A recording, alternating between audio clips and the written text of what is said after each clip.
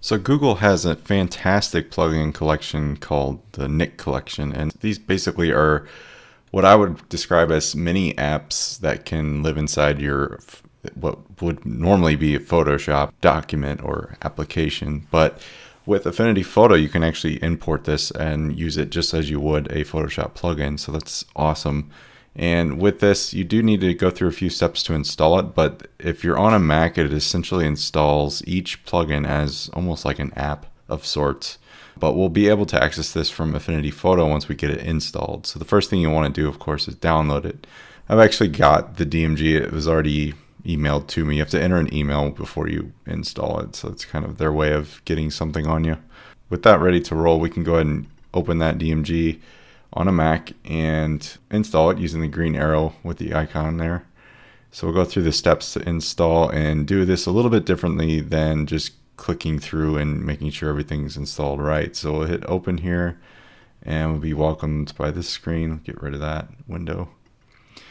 And we can just kind of hit accept there. By default, there's no host applications. Normally, if you had Photoshop or something installed, it would probably show up here.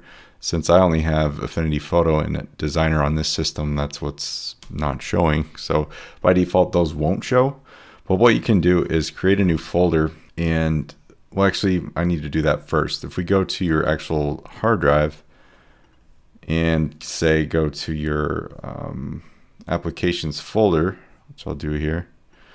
I have my own apps that I use day to day, but I want to add a new folder here that's just going to be Affinity Photoshop plugins. So we'll just call it that. So we need that folder to access when we run this installer. So that needs to be there first. So go ahead and create that if you're following along.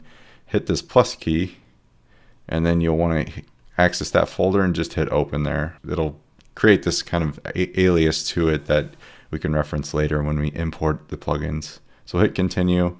You can leave the install location as is or change it wherever you want to put it. Put install, type in my password.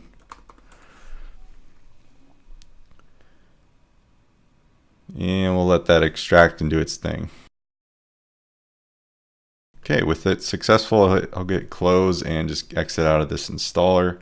We'll eject that DMG, and then I can go to Affinity Photo at this point.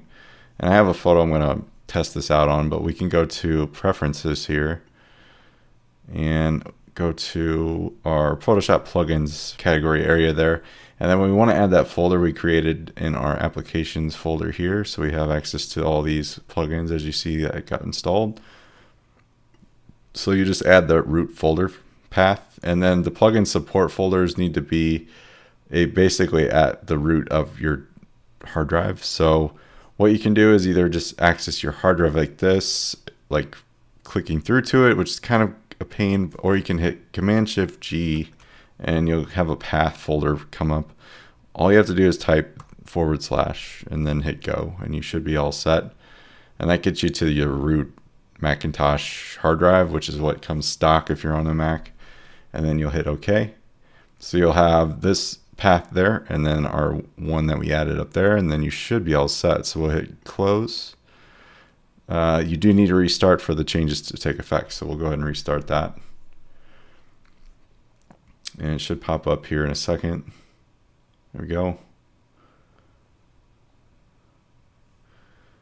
And you'll get a new preference pane with the plugins shown here, and you can allow the unknown plugins to be used since we've got all these in going. So I'm going to go ahead and check that box, and then I'll hit close.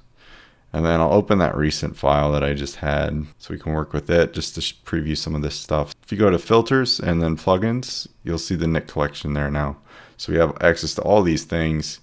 And by default, I'll just start with the first one there just to give some idea of what we're going to work with. So you see it's almost like its own app inside of an app. So it's kind of a nice way to use a ton of presets that come with this plugin by default. So you have all these available to you on the left. So this can kind of mimic Lightroom if you're coming through something like that. So this is a quick and easy way to get some crazy effects, some very cool effects based off of what you're working with. So here's our original image, And then there's the edit on the right. You can see it's dramatic and pretty cool looking, in my opinion. So there we go. So you can shift things around, mess with the UI if you want. You can even tailor fit these presets to be what you like and create your own. And that applies to all the plugins that are here. So you just kind of go through these and see what looks good and what doesn't. There's all kinds of scenes. Right now I have everything displayed over here on the left. So the main app that I would use would be the one that I'm currently in right now. So the Color Effects Pro. That's just kind of a quick and easy way to edit some photos and make them look pretty phenomenal.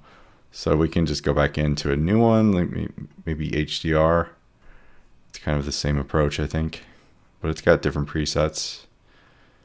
So we're loading the image. Just as you point and click, this stuff just loads in and makes all the difference in the photos. You can also import stuff if you say share it with other people. If they're using their own presets, that's a cool and easy way to do that. But yeah, so it's pretty self-explanatory, and I would describe it as a lot like the Affinity Photo Develop persona. Definitely more extendable, more is going on, and the presets that come by default really make all the difference in your images. I haven't gone above and beyond inside this collection myself, but I do think it's a nice one to basically just import a ton of images. If you want to edit them fast, this is the route to go.